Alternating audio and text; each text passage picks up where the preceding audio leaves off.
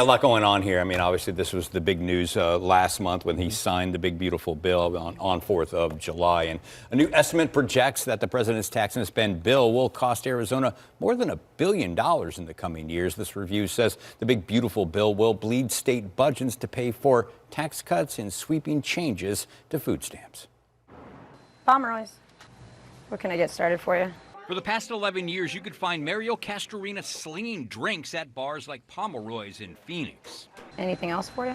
She's just one of the Arizona workers who now stand to benefit from the no tax on tips provision that was included in the president's bill. More disposable income is always a positive thing. I feel like that might allow me some leverage to make more profound moves in my life, might be able to buy a house or something like that. Extra money is certainly welcome news for hard-working bartenders like Castorina. Gotcha.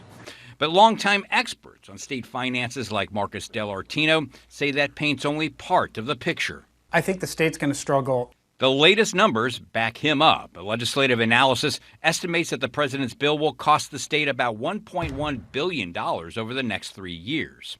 Eliminating taxes on tips and overtime account for part of the losses. Other tax cuts and major changes to food stamps are fueling the loss in state revenue. There were always going to be massive fiscal questions that need to be answered in the coming years and months.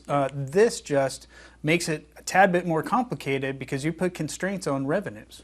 Constraints on revenue is just another way of saying it's extremely difficult to raise taxes in Arizona. That means state leaders could be forced to make some very difficult decisions in the coming years. Funding for education and Medicaid could be on the chopping block to make up for the lost money. Should also mention here that freeze on taxing tips and overtime are only temporary, and they're set to expire in 2028. Guys, back over to you. A decent portion of the state is on SNAP or food stamps. It's about 10 or 12%, right? Quite a few people depend on that. Yeah, what was interesting about that is there are new requirements to get food stamps on this, and the administration wants to guard against waste, fraud, abuse, try to limit money. They don't want people to abuse the system. I think we all want that.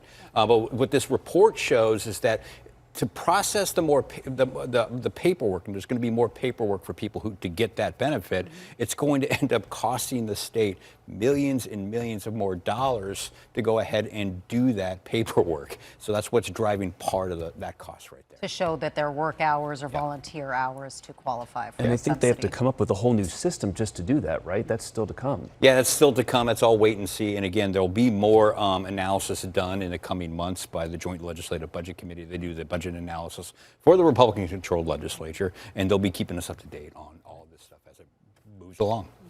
Got it. Thanks, Dennis.